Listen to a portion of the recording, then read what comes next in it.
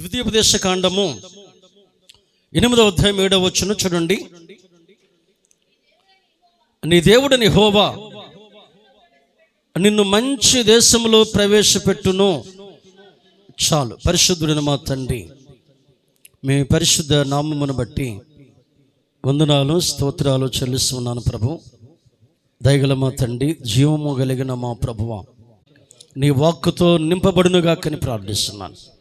వినుచున్న నీ సేవకునితో చేరి ఉన్న బిడ్డలతో మాట్లాడమని, ఆత్మ నడిపింపును వాక్శక్తిని అనుగ్రహించమని యేసు పరిశుద్ధ నామములో ప్రార్థిస్తున్నాను తండ్రి. ప్రియులారా, ఇక్కడ చెబుతున్న ఒక సందేశం, ఇశ్రాయేలు ప్రజలకు చెబుతున్న సందేశం, ఒక చక్కని మెసేజ్ ఏమిటంటే, నీ దేవుడిని యెహోవా నిన్ను మంచి దేశములో, మీ పక్కవారి దగ్గరికి సెకండ్ ఇవ్వండి, నువ్వు చాలా అదృష్టవంతురాలు చెప్పండి. ఎందుకంటే మంచి దేశములో దేవుడు ప్రవేశపెట్టబోతున్నాడు. కొంతమందికి ఇష్టం లేదు మంచి దేశం. హల్లెలూయా. మంచి దేశము. సరే, ఇవన్నీ కూడా మంచి దేశాలు. ఒకవేళ అమెరికాకి ఒక ప్రత్యేకత ఉంది, ఇంగ్లాండ్ చెప్పండి, నాగాలాండ్, ఇవన్నిటికి ఒక ప్రత్యేక దేశం ఉంది, ఒక ప్రత్యేకత ఉంది. కానీ ఇవన్నీ దేనికి కూడా, నా ప్రియ దేవుని పిల్లరా, మంచి దేశం అని పేరు ఎవరు పెట్టలే. దేవునికి స్తోత్రం చెప్దాం. హల్లెలూయా. ఆ దేశానికి వెళ్ళండి. ఇతర దేశాలకు నేను వెళ్ళను. దేవుని స్తోత్రం చెప్దాం.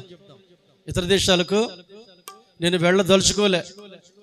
ఎందుకంటే యుద్ధాల భయం ఎవడు పడతాడో బాధ. దేవునికి స్తోత్రం కలుగును గాక. భారతదేశంలో ఎంత ఫ్రీడమ్ అంటే, చక్కగా ఇక్కడ యుద్ధ భయం లేదు, ఏమీ లేదు. హ్యాపీగా మన జీవితాన్ని మనం కొనసాగించవచ్చు. చూడండి, ఆ దేశం వెళ్ళి ఈ దేశం వెళ్ళి భయంతోటి మళ్ళీ వాళ్ళ ఫోన్ చేసి వీళ్ళు ఫోన్ చేస్తే వాళ్ళు తీసుకొచ్చి అప్పగిస్తున్నారు. ఆ దేశం పేరు మంచి దేశము. ఇది దేవుడు తన ప్రజలకు, నిన్ను అంటే ఇశ్రాయేలు ప్రజలను, ఒక కుటుంబాన్ని, ఒక ప్రజను ఏర్పరిచి వారికి పెట్టిన పేరు చెప్తే, నిన్ను మంచి దేశంలో చెప్పండి ప్రవేశపెట్టును. హల్లెలూయా. చూడండి, ఇక్కడ సాదృశ్య రూపం ఇంత గుర్తు చేశాను. కనాను, ఈ భూలోక సంబంధమైన కనాను, పర సంబంధమైన కనాను. అంటే ఇప్పుడు ఆ భూలోక సంబంధమైన కనానుకు వీరు యాత్ర కొనసాగుతూ ఉంది. ఆ దేశం పేరు దేవుడు చెప్పిన మాట ఏమిటంటే మంచి దేశము. దేవునికి స్తోత్రం చెప్దామా? హల్లెలూయా. మరలా గుర్తు చేస్తున్న, ఇతర దేశాల్లో ఏమున్నాయో ఆ ప్రత్యేకతలు అసలు కొన్ని మన దేశాల గురించి, ఇతర దేశాల గురించి నాకు తెలియదు, అంత నాలెడ్జ్ నాకు లేదు. కానీ ఏదో ఒక దేశానికి ఒక ప్రత్యేకత ఉంటే ఉండవచ్చు. కానీ నీవు వెళ్ళే దేశానికి, నిన్ను ప్రవేశపెట్టే దేశానికి ప్రత్యేకత ఏమిటి, అక్కడ ఏముంది, నిన్ను ఆ దేశంలో ప్రవేశపెట్టడానికి ప్రియులరా దేవుడు నీ పట్ల చేసిన, ఇశ్రాయేలు పట్ల చేసిన కార్యము ఏమిటో తెలుసా? శత్రువులను తన ఎదుట ఉండనివ్వలేదు. దేవునికి స్తోత్రం చెప్దాం. చెప్పండి, శత్రువులను తన వారి ఎదుట నిలువనివ్వలేదు. అది ఎలాంటి శత్రువైనా.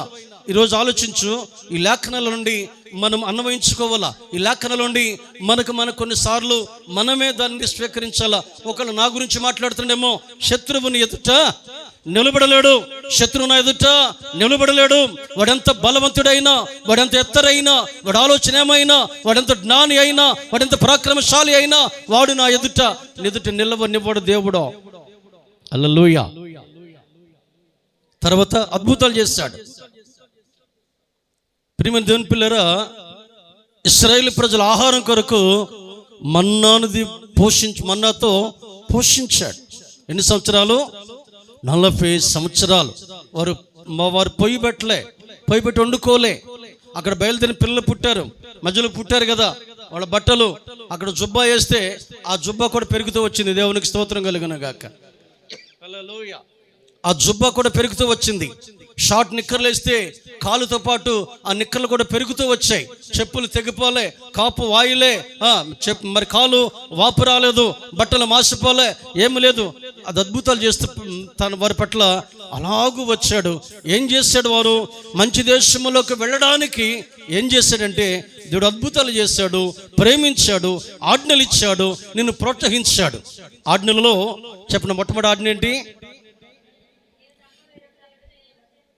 బాగా చెప్పింది మంజు. దేవుని చప్పలు కొట్టిన ఒకసారి దేవునికి స్తోత్రం చెప్దాం. కొత్త నిబంధనలో 2 ఆజ్ఞలు చేస్తాడు. ఏమిటవి? నిన్ను వల్ల నీ పొరుగు వానిని, తర్వాత పూర్ణ హృదయముతో, పూర్ణ ఆత్మతో. ఆ తర్వాత వీటన్నిటితో పాటు ఒక క్రొత్త ఆజ్ఞ ఇచ్చాడు. దేవునికి స్తోత్రం చెప్దాం. ఏంట క్రొత్త ఆజ్ఞ? నేను మిమ్మల్ని ప్రేమించినట్లే మీరు ఒకరినొకరు ప్రేమించండి. దేవునికి స్తోత్రం చెప్దామా? హల్లెలూయా. నిన్ను వల్ల నీ పొరుగు వారిని. హోటల్లో టిఫిన్ చేస్తున్నారంట, పక్కడు అన్నట్టు ఖాళీ కూర్చుని, బ్రదర్ నిన్ను వల్ల నీ పొరుగు వారిని ప్రేమించమన్నాడు కదా దేవుని వాక్యం. ఉండే వాడుకో టిఫిన్ పెట్టమని. ఈయన ఇంకా చాలా తెలివినాడు. నీకు పొరుగు వానిది ఏదియో ఆయనకు ఒక్కడికే తెలుసు, అందరికీ తెలుసు. దేవునికి స్తోత్రం చెప్దాం.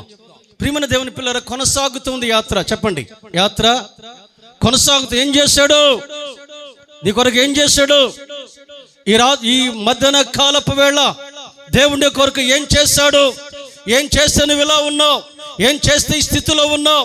ఏం చేస్తే ఇంత సౌందర్యంగా, ఇంత అందముగా నువ్వు తయారయ్యావు? ఈ మధ్యాహ్న కాలపు వేళ ఆలోచించు. నువ్వు ఏ బండ నుండి చెక్కబడ్డావో, ఏ గుంట నుండి తీయబడ్డావో ఈరోజు నువ్వు ఆలోచించాలి. ప్రార్థన రాదు, నీకు వాక్యం రాదు, ఆరాధన రాదు, స్తుతి చెల్లించడం రాదు, క్రమము తెలియదు. ఇక్కడ నేర్పించబడ్డావు. చప్పట్లు కొట్టు, దేవుని స్తోత్రం చెల్లుగాక.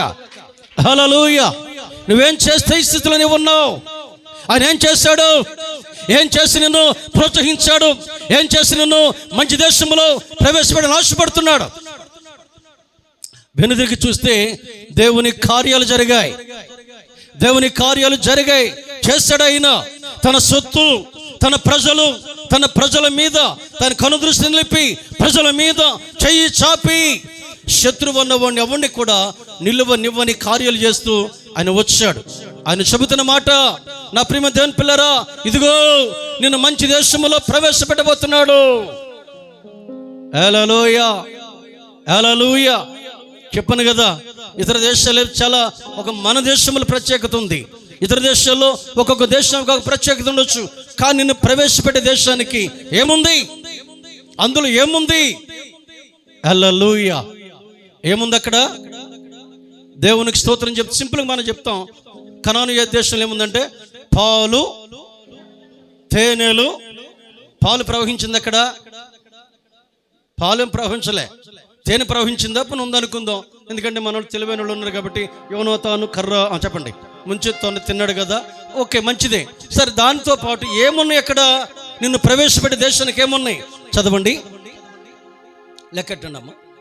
నీటి వాగులను, లోయలలో నుండి, కొండలలో నుండి పారు ఊటలను, అగాధ జలములు గల దేశము. అది గోధుమలు, ఎవలు, ద్రాక్ష చెట్లు, అంజూరపు చెట్లు, దానిమ్మ పండ్లు గల దేశము.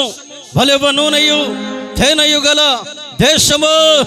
కరువు అనుకొనకుండా నీవు ఆహారము తిను దేశము. అందులో నీకు ఏ లోపము ఉండదు.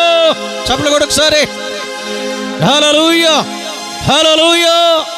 ఏం చేస్తా నీ కోసం? నీకంటే ముందుగా ఏం పెట్టాడు అక్కడ? నువ్వు వెళ్ళే దేశంలో ఏం పెట్టాడు అక్కడ?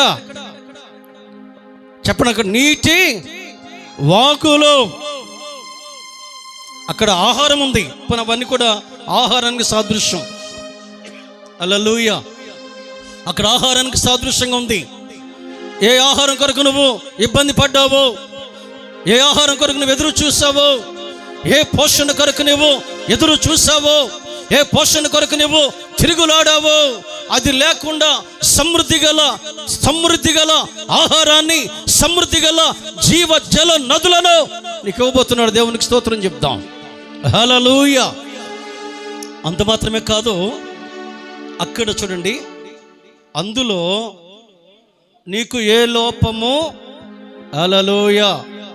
ఆ దేశంలో ప్రవేశించగానే లోపము కలిగిన జీవితం అక్కడికి వెళ్ళిన తర్వాత ఎలా మారిపోతుంది? లోపము లేని జీవితముగా, లోపము లేని స్థితిగా మారిపోతా ఉంది. గనుక నా ప్రియ దేవుని పిల్లరా, మనం కూడా దేవుని వాక్యాన్ని నేర్చుకుందాం. ఏ లోపం ఉండదట. హల్లెలూయా. షడ్రకు, మేషకు, అబేద్నెగో వారిలో ఏం లేదంట?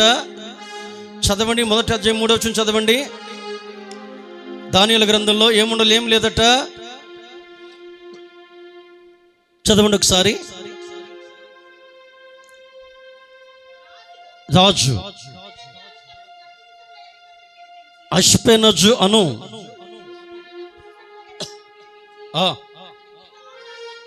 ఇలాగూ ఆజ్ఞాయించాడు.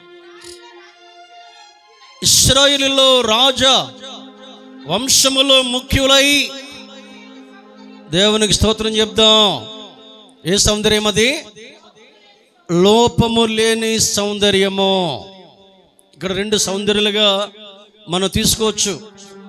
ఎంత అందంగా ఉన్నా, ఒకవేళ చర్చిలో కాదు, సంఘంలో కాదు, లోకంలో ఎంత అందగారులైనా, అందంగా ఉన్న స్త్రీలు కానీ పురుషులు కానీ కొంతకాలానికి అందం చెడిపోద్ది, చెడిపోకుండా ఉండదు.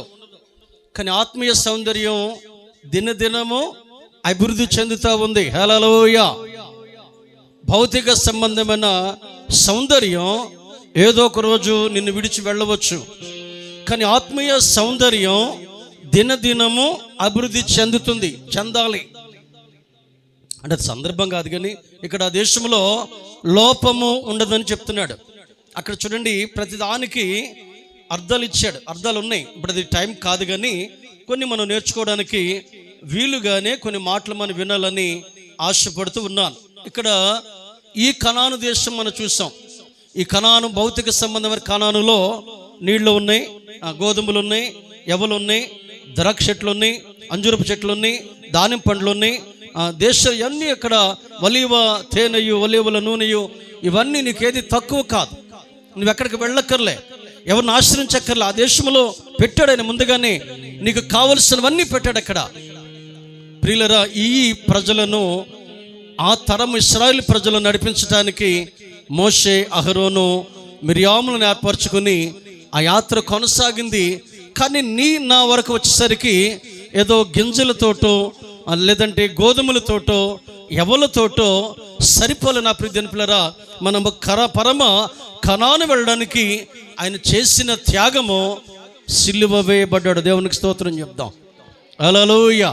అక్కడ తర్వాత వద్దాం. నీ మంచి దేశములకు వెళ్ళడానికి మనం తీసుకోవలసిన జాగ్రత్తలు ఇప్పుడు మనం కొద్ది నిమిషాలు విందాం. చెప్పండి అమ్మా. మంచి దేశానికి వెళ్ళడానికి మనము తీసుకోవలసిన చిన్న జాగ్రత్తలు. ఇంతవరకు విడిపించబడ్డాం, విమోచించబడ్డాం, నడిపించబడ్డాం. అదిగో దేవుని దగ్గర మాట తీసుకున్నాం. ఏమని? నీ దేవుడిని యెహోవా నిన్ను మంచి దేశములో, అక్కడ ఏమున్నాయి? ఎవలున్నాయి, ఆహారం ఉంది, నీళ్లున్నాయి, తేనె ఉంది, గోధుమలు ఉన్నాయి. ఏది తక్కువలే. తర్వాత అక్కడ ఏ లోపము లేదు. అక్కడికి వెళ్ళడానికి, ఇప్పుడు అమెరికా వెళ్ళడానికి, ఇంగ్లాండ్ వెళ్ళడానికి మనకి ఇప్పుడు ఏం కావాలి? అబ్బా, పాస్పోర్ట్ కావాలి, వీసా కూడా కావాలి కదమ్మా. దేవుని స్తోత్రం చెప్దాం. ఇవి 2 లేకుండా ఇతర దేశం వెళ్ళనివ్వరు కదా. మరి మంచి దేశానికి వెళ్ళడానికి పాస్పోర్టు, వీసా ఏమిటో చూద్దాం. 6వ అధ్యాయం రండి, 19 చదవండి. ఈ మంచి దేశానికి వెళ్ళడానికి పాస్పోర్ట్, కిరణ్ పాస్పోర్టే కదా. ఈ మంచి దేశం వెళ్ళడానికి కావాల్సిన పాస్పోర్టు, వీసా ఏంటో చూద్దాం. ఇక్కడ చదవండి, 2 ఉన్నాయి.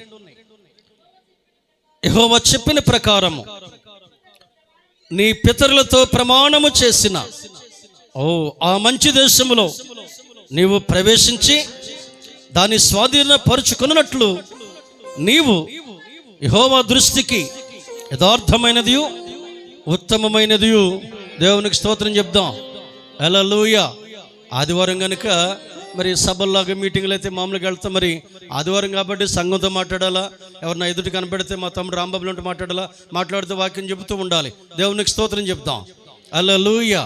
చెప్పండి, మీ పక్కవారు తిరిగి మరి 2 చేద్దాం. చెప్పండి, మంచి దేశాన్ని వాళ్ళు 2 చేయమన్నాడు. ఒకటి యథార్థత, రెండవది అంటే ఇది వీసా, మనకి పాస్పోర్ట్లు అనుకుందాం. మంచి దేశానికి వెళ్ళడానికి మొట్టమొదటిది ఏంటంటే యథార్థత. దేవునికి స్తోత్రం చెప్దాం.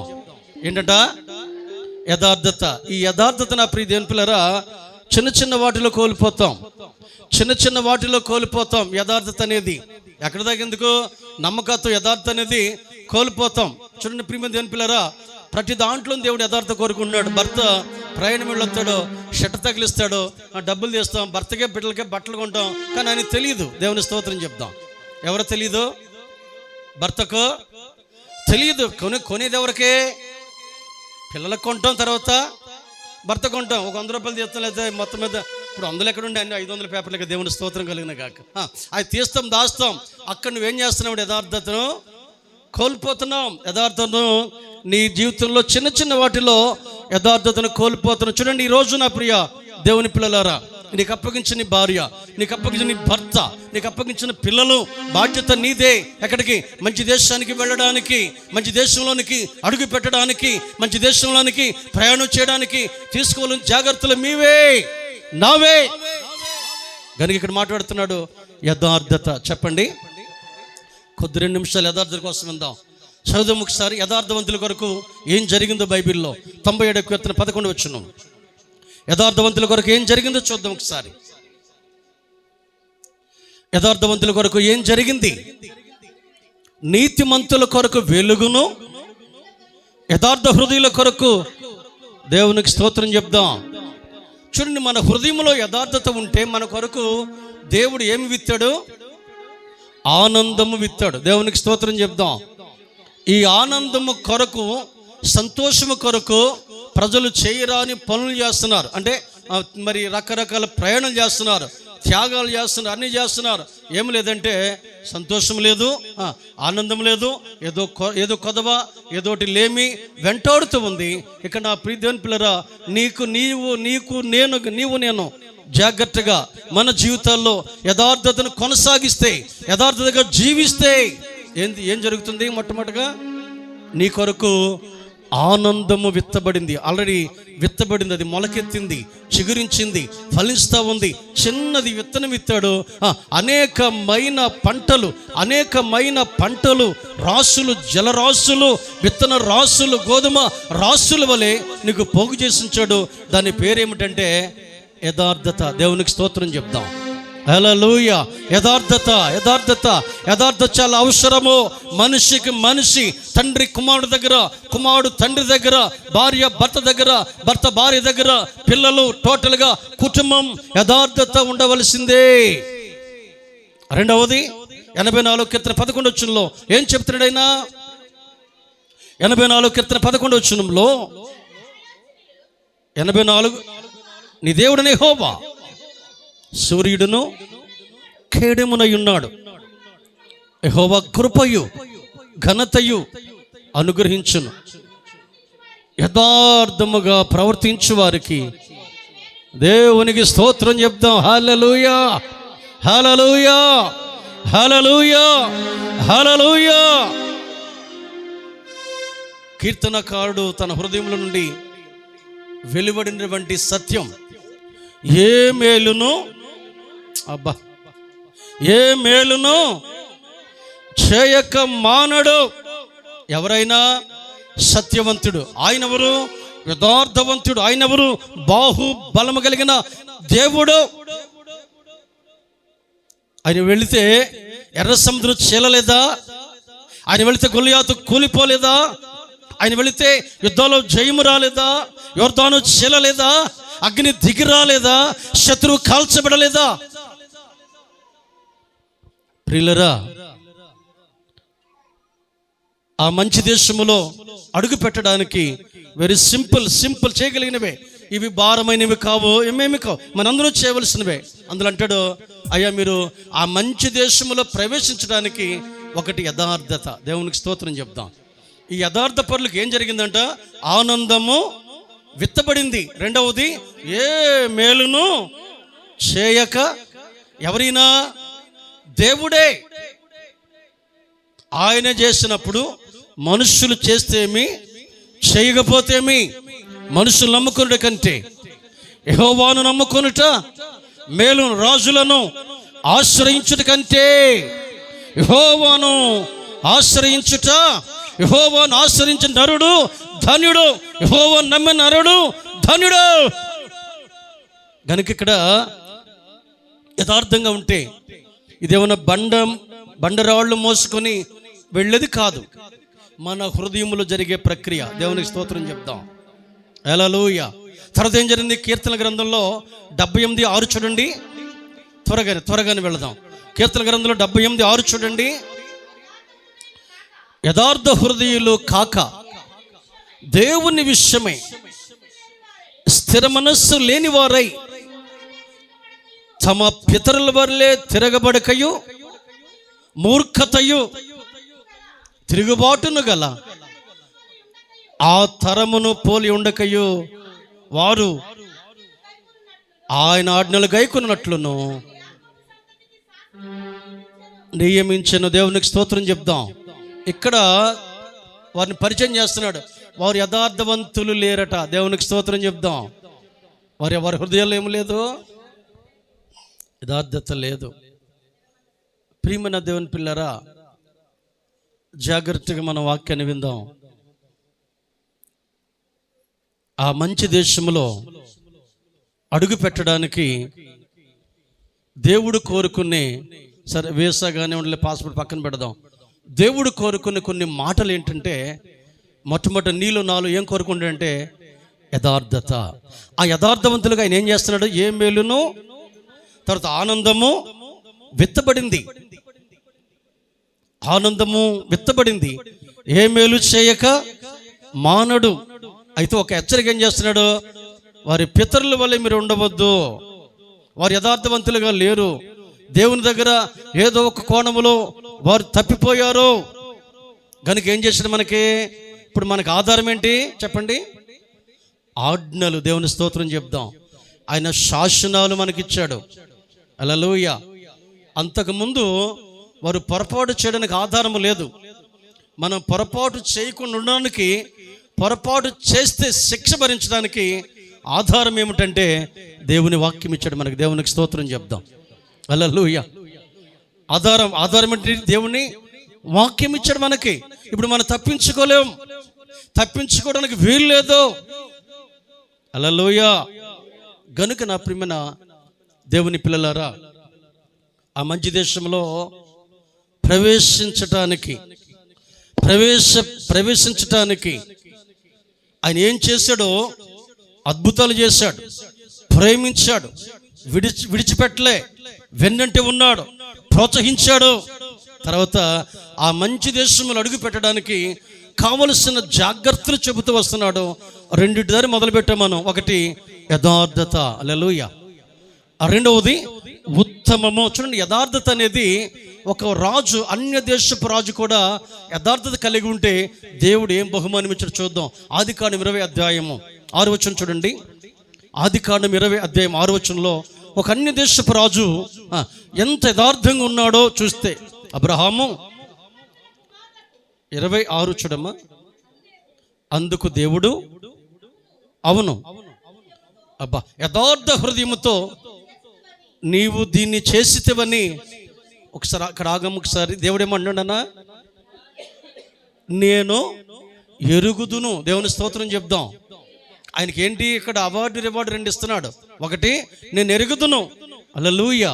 ఎందుకంటే ఆ గెరారు వెళ్ళినప్పుడు తర్వాత వారి ప్రయాణంలో అబ్రహాం ఏమన్నాడంటే, నేను నీకు అన్న అవుతాను చెప్పు అంటే అలాగా చెప్పుకుంటూ వెళ్ళారు. ఆ దేశంలో వారు చేర్చుకుంటే రాజుగారు మాట్లాడుతున్నాడు, తన ఇంటి చేర్చుకున్న తర్వాత దేవుడు మాట్లాడాడు. అబీమెలెకు పేరు ఉంది కదా, అబీమెలెకునా? ఏమన్నాడంటే, అబ్బాయి నువ్వు నీ ఇంటికి వచ్చిన ఒక స్త్రీ ఒక గొప్ప వ్యక్తి భార్య. దేవుని స్తోత్రం చెప్దాం. ఏమన్నాడో? ఒక గొప్ప వ్యక్తి, అతడు ప్రవక్త. దేవుని స్తోత్రం చెప్దాం. జాగ్రత్త అంటే భయపడి. ఎవరు భయపడ్డారు? ఒక అన్య దేశపు రాజు దేవుని ఆజ్ఞకు, దేవుని మాటకు భయపడి తిరిగి బంగారంలోకి తనకు అప్పగించాడు. దేవుని స్తోత్రం చెప్దాం. కలలో రాత్రి మాట్లాడిన తర్వాత అన్య దేశపు రాజు అన్నాడు, అయ్యా నేను యథార్థంగా ఈ పని చేశాను అన్నాడు. హల్లెలూయా. వారిద్దరి మధ్యలో మనుషులు ఎవరు సర్టిఫికేట్ ఇవ్వలే. దేవుడు ఏమన్నాడు? అవును, నువ్వు నిజంగానే యథార్థంగానే చేశావు. అతడు ప్రవక్త నీ కొరకు ప్రార్థన చేస్తాడు. వినడమ్మా, చేస్తే ఆ కుటుంబం, ఆ దేశంలో పిల్లలు పుట్టారు, దేశం దీవించబడింది, అనేక కోణాల్లో ఆ దేశము వర్ధిల్లింది. కారణం ఒక్కని యథార్థత. దేవుని స్తోత్రం చెప్దాం. ఒక కుటుంబ యజమాని యథార్థత, ఒక కుటుంబంలో ఒక్కని యథార్థత, ఆ కుటుంబం వర్ధిల్లింది. ఆ రాజు వర్ధిల్లాడు. ఆ రాజు మంచిగా సాక్ష్యం ఉన్నాడు. ఇప్పుడు బైబిల్ చదివితే, ఈ బైబిల్ ఎక్కడుందో ఆ రాజు అధ్యాయం చదివితే రాజు కొరకు రాయబడింది. దేవుడు అన్నాడు, అవును నువ్వు యథార్థంగానే చేస్తావు అన్నాడు. హల్లెలూయా. యథార్థంలో ఉన్నటువంటి ప్రతిఫలాలు ఉత్తమం. చూడండి, రోమిలు రాసిన పత్రిక 12వ అధ్యాయం, రోమిలు రాసిన పత్రిక 12వ అధ్యాయంలో చూడండి 3వ వచనం, 12వ అధ్యాయం 3వ వచనమా చూడమ్మా.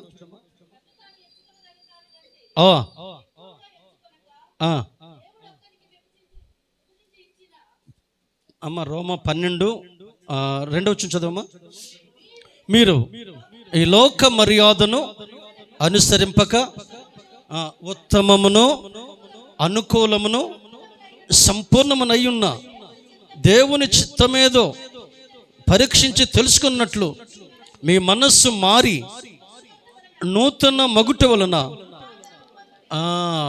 ఉత్తమము అంటే ఏంటి? మనం రూపాంతరము పొందాలి. ఏం పొందాలట? రూపాంతరం పొందపడిన నిన్న అస్తమేంటి? అలాగే ఉంటాం. ఆ గొంగళి పురుగు చెప్పండి రూపాంతరం పొందింది. దేవునికి స్తోత్రం చెప్దాం. ఎలా రూపాంతరం పొందిన? ఎలా మార్చబడింది? సీతాకోక చిలుకగా మార్చబడింది. గొంగళి పురుగు జీవితం ఏంటి? అసహ్యం. దాని ఆహారం ఏంటి? అసహ్యం. దాన్ని ఎక్కడుంటుంది? అసహ్యమైన స్థలాల్లో. సీతాకోక చిలుక ఎక్కడుంటుంది? తిరిగి భూమి మీదకి రాదు, పుష్పాల మీద రాలుతుంది, మకరందాన్ని తీసుకుంటుంది. దేవునికి స్తోత్రం చెప్దాం. ఇప్పుడు మనం సంఘము దేవుని ఎదుట దేవుడు ఎందుకు అలా చేశాడంటే రూపాంతరము పొందాలి. ఉత్తమమైనవి ఏంటి? ఏమిటి మనకు ఉత్తమమైనవి? చాలా ఉన్నాయి. ఒకటి, ఈ లోక మర్యాదను అనుసరించకపోవడమే ఉత్తమము. హల్లెలూయా. ఏంటి లోక మర్యాద? చెప్పండి, లోక మర్యాద ఏంటి? దేవునికి స్తోత్రం చెప్దాం. ఈ రోజుల్లో ప్రియమైన దేవుని పిల్లరా, దేవుని వాక్యాన్ని ఉన్నట్టు చెప్తే చాలా బాధగా ఉంది సంఘానికి. మొన్న మేము మీటింగ్ పెట్టాం. సతీష్ రాజు గారిని 2వ రాకడ కూడా బాగా చెప్పారండి. ఆయన అన్నాడు, పాస్టర్ గారు మీరు ఉన్నట్టు చెప్తే చాలా ప్రాబ్లం వస్తాయి, ఆయనను చెప్పమన్నాడు. దేవునికి స్తోత్రం కలుగును గాక. 2-3 వారాలు మానేసినా సరే ఉన్నట్టే దేవుని వాక్యం చెప్పమన్నాడు ఆయన. కనుక ఇక్కడ ఉత్తమము మనం దేని చేపట్టాలమ్మా? ఏంటి ఉత్తమమైనవి? ఏంటి? సింపుల్ సింపుల్ సింపుల్ మనం అర్థం చేసుకున్నవే ఉత్తమమైనవి. అంటే దేనిని మానివేయాలో దాన్ని మానివేయడమే ఉత్తమం. హల్లెలూయా. చెప్పండి, దేనిని మానివేయాలో మనం అర్థం చేసుకుని దాన్ని మానివేయడమే, వేటిని చెయ్యాలో వాటిని చేయడమే ఉత్తమం. అయితే వేటిని మానివేయాలో వేటిని చెయ్యాలో చేయడానికి పౌలు అర్థంలోకి ఏం చెప్పాడంటే మీ మనస్సు మారాలి. దేవునికి స్తోత్రం చెప్దాం. మనస్సు మారి నూతన మగుట వలన రూపాంతరము పొందండి. ఇది ఉత్తమం. హల్లెలూయా. ఇది ఉత్తమం. ఎప్పుడు మనం గత సంవత్సరం ఉన్నాం, ఇప్పుడు అలాగే ఉన్నాం, ఇంకా రూపాంతరంలోనికి రాలే. గత ఏదో చేసాం, ఇప్పుడు చేస్తున్నాం, రూపాంతర పరచబడలే. హల్లెలూయా. హల్లెలూయా. ఇంకో దానికి వద్దాం. చూడండి, త్వరగా ముగించుకుందాం. ఎఫెసీయులకు రాసిన పత్రిక 4వ అధ్యాయం 1వ మాట చూడండి. ఎఫెసీయులకు రాసిన పత్రిక. కాబట్టి మీరు ఏ బంధము? సమాధానమును బంధము చేత ఆత్మ కలిగించు ఐక్యమును కాపాడుకొనుట యందు శ్రద్ధ కలిగిన వారే ప్రేమతో ఒకరినొకడు సహించుచు. ఇది సేవకుల కోసం, అందరి కోసం పిలువబడిన పిలుపు తగినట్లుగా దీర్ఘ శాంతముతో కూడిన సంపూర్ణ వినయముతోనూ సాత్వికముతోనూ నడుచుకొనవలనని ప్రభువును బట్టి ఖైదీనైన నేను మిమ్మును బ్రతిమలాడుచున్నాను. ఏం లేదు ఇక్కడ? సమాధానము లేదు. హల్లెలూయా. ఏం లేదట? ఐక్యత కలిగించే హల్లెలూయా సమాధానమును బంధం ఉండాలి మన మధ్యలో. హల్లెలూయా. ఏముండాలమ్మా? ఈ సమాధానం లేకపోతే ఎంత తిన్నా ఆకలిగానే ఉంటాం, ఎన్ని నీళ్లు తాగినా దాహంగానే ఉంటుంది, ఎంత కప్పుకున్నా చలి తీరదు, ఏం చేసినా అసంతృప్తి. కారణం ఏంటి? మన హృదయంలో ఏముందంటే అసమాధానము. కనుక బలిపీఠం మీద నేను నిలబడ్డాను. ఎవరికన్నా నా మీద కోపం ఉంటే, చాలా విచిత్రం, ప్రభు చేసిన నేను ఇలాంటివే. నా మీద ఎవరికైనా కోపం ఉంటే ఆయన వచ్చి నన్ను క్షమాపడడం కాదు, నేను వెళ్ళి ఆయన క్షమాపణ అడగలడు. దేవుని స్తోత్రం కలిగిన గాక. ఇది సమాధానం. సమాధానమను బంధము చేత, దేవునికి స్తోత్రం కలిగిన గాక. ఆత్మ కలిగించే, మొట్టమొదటి ఆత్మ ఏం కలిగిస్తుంది? ఐక్యత కలిగిస్తుంది. హల్లెలూయా. అందుకనే మహాజ్ఞాని సొలొమోను రాసడం కూడా కీర్తన, సహోదరులు ఐక్యత కలిగి నివసించుట. నేను చెప్తానండి, సహోదరులు ఐక్యత కలిగి నివసించుట ఎంత మేలు, ఎంత మనోహరము. అది తల మీద పోయబడి అహరోను గడ్డ మీదుగా కారి అతని అంగీల అంచుల వరకు దిగజారిన పరిమళ తైలం వలె ఉండును. సియోను కొండల మీద దిగవచ్చు, హెర్మోను మంచు వలె ఉండును. ఆశీర్వాదమును శాశ్వత జీవమును అచ్చట ఉండవలనని యెహోవా సెలవిచ్చాడు. హల్లెలూయా. చూడండి, కీర్తనలో చిన్న వచనాలు ఉన్నప్పటికీ శక్తివంతమైన అర్థాలు ఉన్నాయి, శక్తివంతమైనటువంటి అర్థాలు ఉన్నాయి అక్కడ. చూడండి, ఐక్యతలు ఏముందంట? ఆశీర్వాదమును, చెప్పండి, ఆశీర్వాదమును. మందులేసుకుంటే శాశ్వత జీవం రాదు. దేవునికి స్తోత్రం చెప్దాం. టానిక్లు వాడితే శాశ్వత జీవము రాదు. నువ్వెన్ని చేసినా రాదు, ఏం చేసినా రాదు. ఇక్కడ ఏం చెప్తున్నాడు? ఐక్యత కలిగి ఉండండి, తర్వాత సమాధానంగా ఉండండి. చాలామంది నేను చూస్తుంటానండి, మౌనంగా కూర్చుని ఎంత కఠినత్వమో, దగ్గర ఉంటారు, వందనాలు హృదయపూర్వకంగా చెప్పుకోలేని పరిస్థితి. ద్వేషం, కలహం, హృదయాలతోటి ఎంత నింపబడుతున్నారంటే, కౌలూరులో కాదండి, మీరు చాలా మంచివాళ్ళు, దేవుని స్తోత్రం చెప్దాం. మేము బయటికి వెళ్ళినప్పుడు కొంతమంది చూస్తాం, మిమ్మల్ని కాదు నేను మాట్లాడేది, దేవుని వాక్యంలోకి వెళ్తున్నాను. చాలామందిని చూసినప్పుడు ఉంటారు, కలవరు. మనుషులు కలుస్తున్నారు, మనసులు కలవట్లే. మనుషులు ఎదురున్నారు, హృదయాలు దూరంగా ఉన్నాయి. ఐక్యత లేదు. నష్టం ఏంటి? ఐక్యత లేకపోతే నష్టం ఏంటి? ఐక్యత లేకపోతే నష్టం ఏంటంట? జరగదు, ప్రయాణం జరగదు, విజయం ఉండదు. ఒక సందర్భంలో ఆ కనాను యాత్రలోనే, ప్రయాణంలోనే, ప్రియమైన దేవుని పిల్లరా, అమాలేకులు ఇశ్రాయేలు పరికి ఎదురొచ్చారు, అడ్డొచ్చారు. మోషే నాయకత్వం. మోషే అన్నాడు, వినండి, ముగిస్తాను ఈ మాట చెప్పి, లేదా మరి నేను అనుకున్నది అవదు కాబట్టి ముగిస్తాను. మోషే అన్నాడు, యెహోషువా, నువ్వు మరి వారిని తీసుకువెళ్ళి యుద్ధం చేయి, నేను ప్రార్థన చేస్తాను అన్నాడు. ఆల్రెడీ అప్పటికి మోషే ముసలుడు అయిపోయాడు కాబట్టి ప్రార్థన చేస్తున్నాడు. యెహోషువా యుద్ధం చేస్తున్నాడు. వినండి, మోషే ఎవరు? దైవజనుడు. వినండి అమ్మా, మోషే ఎవరు? యెహోషువ ఎవరు? శిష్యుడు. అప్పటికి ఇంకా నాయకత్వం రాలే. ఒకవేళ వెళ్ళనంటే ఏమయ్యేది? మోషే అన్నాడు కదా, నువ్వు వెళ్ళమన్నాడు కదా, యుద్ధం చేయమన్నాడు కదా, నువ్వు బాగానుంటావు, నువ్వు కొండ మీద కూర్చొని ప్రార్థన చేస్తావు, వెళితే చంపితే నేనే చేస్తాను కదా అనాల్సింది కదా. అనలే. సంఘములో ఇలాంటి యెహోషువలు ఉండాలి. దేవుని స్తోత్రం చెప్దాం. హల్లెలూయా. అమ్మ దయచేసిన మాటలు వినాలి. సంఘములు ఇలాంటి యెహోషువలు వెళ్ళమన్న చోటకి వెళ్ళాల. చేయమన్నది ఎలా చేయాలి? సణుగు కొనకుండా, దేవుని స్తోత్రం చెప్దాం, విసుగోకుండా, తిరస్కరించకుండా, దేవుని స్తోత్రం చెప్దాం, తిరస్కరించకుండా చేయాలి. సరే, మొత్తం మీద యుద్ధం జరుగుతుంది. మోషే చేతులు ఎత్తినప్పుడేమో ఇశ్రాయేలు ప్రజలకు విజయ బాటలు వెళ్తున్నారు. మోషే చేతులు దించినప్పుడు అమాలేకీయులు వీరిని తిరిగిబడి యుద్ధానికి గెలిచేటట్టే ఉన్నారు. ఈలోపు అక్కడ ఇద్దరు ఉన్నారు, మన కూర్చున్న సంఘ పెద్దలాగా, హూరు, అహరోను అను వారు, తమ్ముడు రాంబాబును బాబులాగా ఇద్దరున్నారు. ఇది పరిశీలన చేస్తున్నారు. ఏంటి? మోషే చేతులు ఎత్తినప్పుడేమో విజయ బాటలు వెళ్తున్నారు, చేతులు దించితే చెప్పండి కృంగిపోతున్నారు. ఇది గమనించి వినడమా, ముగించేసుకుందాం. ఒక పెద్ద రాయి తెచ్చారు ఇద్దరు కలిసి, మోయగలిగినంత. అమ్మ వినండి, నా వైపు చూడండి.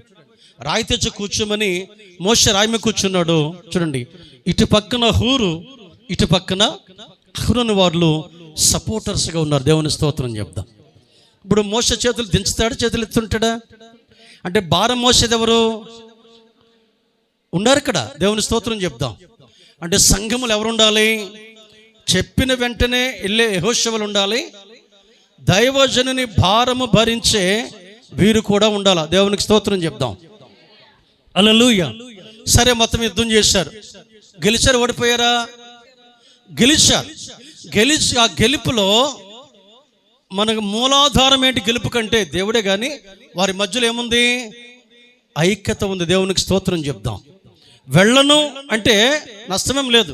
ఒకళ్ళు చంపేస్తే మోషే ఇప్పుడు అందరూ కూడా చంపుతారు కదా, వాళ్ళు చంపాల్సి ఉంటే నష్టమేం లేదు.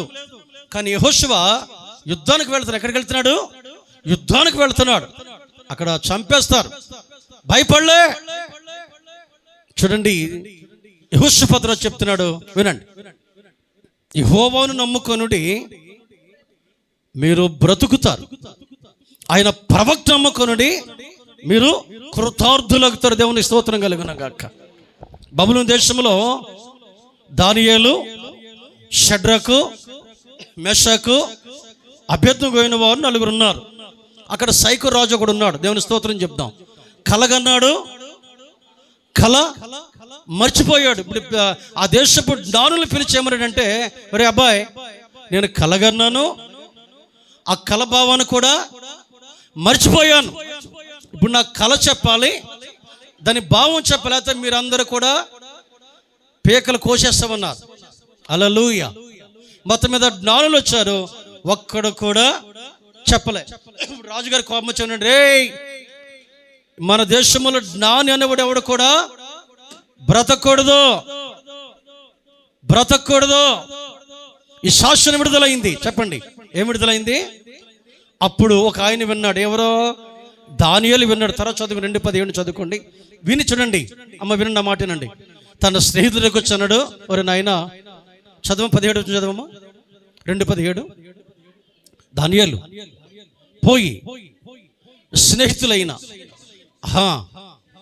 మిషాయేలుకును అజర్యాకును తెలియజేసి స్నేహితులను, చూడండి అక్కడ ఆగమ్మ, తక్కిన దేవుని స్తోత్రం చెప్దాం. తక్కిన జ్ఞానులతో కూడా మనం నశించిపోకూడదు. హల్లెలూయా. తక్కిన వారు ఎవరు? కాదు, ఐక్యత లేనివారు. ఇక్కడ రండి, దేవుని స్తోత్రం చెప్దాం. తక్కిన వారు ఎవరు? ఐక్యత లేనివారు. తక్కిన వారు ఎవరు? సమాధానము లేనివారు. తక్కిన వారు ఎవరు? యథార్థత లేనివారు. తక్కిన వారు ఎవరు? భయభక్తులు లేనివారు ఉన్నారు.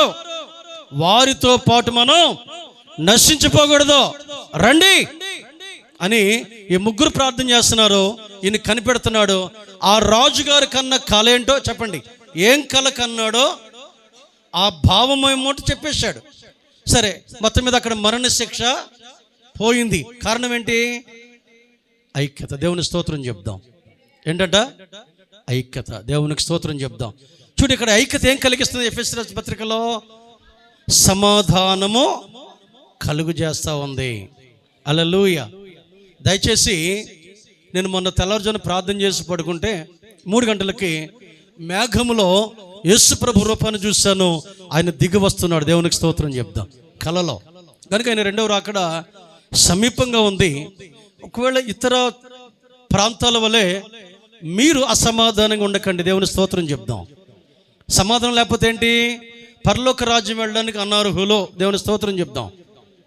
సమాధానంతో వెళ్ళలేరు, అసమాధానంతో ఎవరు వెళ్ళలేరు. ఎన్ని చేసి 99 చేసి, బంగారం ఇచ్చి, కానుకలు ఇచ్చి, భోజనం పెట్టి అన్ని చేసిన సమాధానం అనేది లేకపోతే పరలోక రాజ్యం వారికి లేదు అని చెబుతుంది వాక్యం.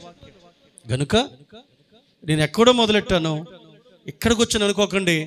దేవుడు నాకు చెప్పిన మాట నాకు తెలుసు. దేవుని స్తోత్రం చెప్దాం. ఎక్కడ మొదలెట్టే మనం? నిన్ను, నీ దేవుడిని యెహోవా నిన్ను ఎక్కడికి? మంచి దేశమునకు. అక్కడేముంది? టోటల్ ఏ లోపము? మరి ఆ దేశాన్ని వెళ్ళడానికి తీసుకున్న జాగ్రత్తలు ఏంటి? యథార్థత. చెప్పండి, యథార్థత. తర్వాత ఉత్తమము. యథార్థత, ఉత్తమము, దేవుని తర్వాత సమాధానము. దేవునికి స్తోత్రం చెప్దామా? చూడండి, పేతురు రాసిన పత్రిక 1వ అధ్యాయమా చూడండి, లేక హెబ్రీ రాసిన పత్రిక 12:14 చూడండి ఒకసారి. ఎక్కడ ఉండదు? పరిశుద్ధత లేకుండా ఎవడున్న ప్రభువును, చదవండి అన్నమాట. ఎక్కడ వచ్చు అమ్మా? చదువు, కరెక్ట్. అందరితో సమాధానమును పరిశుద్ధత కలిగి ఉండుటకు ప్రయత్నించండి. పరిశుద్ధత లేకుండా, దేవునికి స్తోత్రం చెప్దాం, 4వ దేశానికి వెళ్ళడానికి మనం తీసుకోవాల్సిన జాగ్రత్త ఏంటంటే పరిశుద్ధత. దేవునికి స్తోత్రం చెప్దాం. హల్లెలూయా. ఏ విషయంలో పరిశుద్ధత? ఎప్పుడు పరిశుద్ధత? భూమి మీద నుండి ప్రాణం పోయే వరకు కూడా ఇది మనలో నిలిచి ఉండాలి. హల్లెలూయా, హల్లెలూయా. ఇవి లేకపోతే, ఈ విషయాలు మనలో లేకపోతే, ఒకవేళ ప్రభు వచ్చేస్తే, ఇవన్నీ మా పాస్టమ్మ గారు చేస్తూ ఉండి నేను చేయకపోతే నేను ఎక్కడుంటాను? ఇక్కడ నేను భూమి మీద ఉంటాను. ఆమె ఎగిరి ఎగిరి ఎగిరి ఎగిరి పాటలు పాడుతూ వెళ్ళిపోద్ది అనమాట. అప్పుడు నేను పిలుస్తాను, ఏమ్మా దాదాపు 40-50 సంవత్సరాలు పెళ్ళింది మంది, మరి ఏంటి మన పరిస్థితి అంటే, నువ్వెవరు నాకు తెలియదు. దేవుని స్తోత్రం చెప్దాం. కాదు, నా ముఖం నీకు తెలుసు కదంటే, నాకు తెలియదు. హల్లెలూయా. గనుక ఒకవేళ అన్నదమ్ముల మధ్య కానీ, భార్య భర్తల మధ్య కానీ ఎక్కడైనా ఐక్యత సమాధానం కోల్పోతే దయచొప్పున మంచి మనసుతోటి ఇవి అర్థం చేసుకోవాలని కోరుతున్నాను. హల్లెలూయా. యెహోషువ గ్రంథం 18:3 చూడండి. యెహోషువ గ్రంథం 18:3 చూడండి, చదవండి. యెహోషువ గ్రంథం 18. కావున యెహోషువ ఇశ్రాయేలుతో ఏం చెప్తున్నాడు? మీ పితరుల దేవుడని యెహోవా మీకు ఇచ్చిన దేశమును స్వాధీనపరుచుకొనడానికి వెళ్లకుండా మీరెన్నాళ్ళు, హల్లెలూయా, అంటే తడువు చేస్తున్నారంటే వీళ్ళు ఏమున్నాయి? ఇవి లేవు. ఏం లేవు? యథార్థత లేదు, చెప్పండి, ఉత్తమము లేదు, సమాధానము లేదు, పరిశుద్ధత లేదు. హల్లెలూయా, హల్లెలూయా. గనుక దయచేసి ఈ మాటలు మీరు అర్థం చేసుకోవాలని కోరుతున్నాను. సమాధానం కానీ, ఐక్యత కానీ, ఏదో 10 చీరలు కొన్న తర్వాత ఒక చీర గిఫ్ట్గా ఎవరు? దేవుని స్తోత్రం చెప్దాం. అక్కడ ఇచ్చేది కాదు. బట్టల షాపులో, సామాన్ల షాపులో ఐక్యత నీలోనే రావాలి. హల్లెలూయా. మొట్టమొదటి ఎక్కడ ప్రారంభం అవ్వాలి? సమాధానం ఇతరులకు, నీ దగ్గర కాదు, నా దగ్గర ప్రారంభం అవ్వాలి. హల్లెలూయా. ఎంత ఆరాధన చేసినా, ఒకళ్ళని ఎంత ప్రసంగం చేసినా ఇవి లేకపోతే నిష్ప్రయోజనం, నిష్ప్రయోజనం. హల్లెలూయా. నిష్ప్రయోజనం. ఎంత చేసినా, ఎంత దేవుని రాజ్య వ్యాప్తి ఎంత కష్టపడు, ఇవి లేకపోతే శూన్యం. చివరిగా ప్రార్థన. దేవునికి స్తోత్రం చెప్దాం. ప్రార్థన ఏం చేస్తుంది? పరిస్థితులను, దేవుని స్తోత్రం చెప్దాం. ఈ ప్రార్థనలను కూడా ఇవి లేకపోతే దేవుడు వినడు. హల్లెలూయా. నాకు మొర్ర పెట్టుకో, నీ ప్రార్థన నేను వినను. హల్లెలూయా. ఒకవేళ నా ప్రియమైన పిల్లరా, ఎందుకు ఈరోజు నేను ఎక్కడ నాకు తెలియదు, ఆయన ఈ సమయం నాకు ఎందుకు ఇచ్చాడు నాకు తెలియదు. బట్ ఆలోచన చేద్దాం ఒకసారి, దేవుడు ఎందుకు ఈ మాట మాట్లాడాడు మన మధ్య? మా సంఘంలో రుజువు ఉంది, మా పాస్టమ్ గారు ఉంది. ఇలా ఈ సబ్జెక్ట్ కాదు మాట్లాడిన, ఇలా కాదు. దేవుడు ఎందుకు ఒక క్రొత్త కోణంలో కూడా ఈరోజు నడిపించాడు. మంచి దేశము, ఇప్పుడు పరలోక సంబంధమైన మంచి దేశముల గురించి మనం ఒకటి నిలబెట్టుకుని మనం ముగించుకుందాం. చూడండి, హెబ్రీయులకు రాసిన పత్రిక 2వ అధ్యాయం 3వ వచనం చూడండి ఒకసారి. ఆ దేశం కొరకు మనం వెళ్ళడానికి ఇవన్నిటితో పాటు ఏం చేస్తే బాగుంటుంది చూడండి. ఇంత గొప్ప రక్షణను మనము నిర్లక్ష్యము చేసిన ఎడల ఎలాగో తప్పించుకుందాము అమ్మా? అటు రక్షణ ఆరంభమై దేవుడు తన చిత్తానుసారముగా సూచక్రియల చేతను మహత్కార్యముల చేతను నానా విధములైన అద్భుతములు చేతను చేతను వారితో కూడా సాక్ష్యమిచ్చుచుండగా చాలా అక్కడ నేను ఏమి చెప్పబోతున్నానంటే, ఇంత గొప్ప రక్షణను చెప్పండి, ఇంత గొప్ప మనము నిర్లక్ష్యము చేస్తే చెప్పండి అమ్మా ఎలాగూ హల్లెలూయా. ఇంత గొప్ప రక్షణ ఏంటి? ఆ దేశములోకి వెళితే గోధుమలు ఎవరు ఉన్నాయి కదా ఇక్కడ, అక్కడ వాటితో పని లేదు. దేవుని స్తోత్రం చెప్దామా? హల్లెలూయా. అక్కడ దేవునికి నీకు సంబంధము తప్ప, ఆరాధన తప్ప ఏముండదు. నువ్వు వెళ్ళావు అక్కడికంటే వెళ్ళలేదు, వాక్యం చెబుతుంది. హల్లెలూయా. ఆ పట్టణానికి 12 గుమ్మాలు, సూర్యుడు అక్కర్లేదు, చంద్రుడు అక్కర్లేదు, గొర్రె పిల్ల ముఖ కాంతి దానికి వెలుగు. అక్కడ నిన్ను వెంబడిస్తున్న ఏ రోగమైనా అక్కడ తాకదు. ఆమేన్. ఇక్కడ భయం అక్కడ తాకదు. చూడండి, ఇంకొక గొప్ప విషయం ఏంటంటే, ఎలాగోలోనూ బాధపడి అక్కడికి వెళ్ళిపోతే మనం వినండి, ఇప్పుడు బంగారం దీని పేరే తులం ఎంతమ్మా? 2 లక్షల ఎంతమ్మా? ఇంత డబ్బెట్టి కొనుక్కుని మనమే మోయాలి. దేవుని స్తోత్రం చెప్దాం. ఇంత డబ్బెట్టి కొనుక్కుని బంగారాన్ని ఏం చేయాలా? కానీ ఎలాగోలోనూ బాధపడి అక్కడికి వెళ్ళిపోతే బంగారపు వీధులు నడుస్తావు. చప్పట్లు కూడా ఒకసారి దేవుని స్తోత్రం కలుగునగా. ఏదో బాధపడిన వాడికి వెళ్ళిపోతే బంగారపు వీధుల్లో నడుస్తావు. గనుక ముగించక ముందు భార్య భర్తల మధ్య ఐక్యత కోల్పోయారా? సమాధానం కోల్పోయారా? ఇంట కోల్పోయారా? మరి ఎక్కడ కోల్పోయారో ఒక్కసారి దయచొప్పున మనసు ఇవ్వండి, చోటు ఇవ్వండి, తిరిగి అక్కడికి వెళ్ళండి. నువ్వు కోరుకోవద్దు, అతను బట్టి నాకు సమాధానం, అతను బట్టి నాకు ఐక్యత కాదు, నిన్ను బట్టి రావాలి, నిన్ను బట్టి ప్రారంభం అవ్వాలి. అట్టి కృప దేవుడు మనకు అనుగ్రహించును గాక. దేవుడు మిమ్మల్ని దీవించును గాక.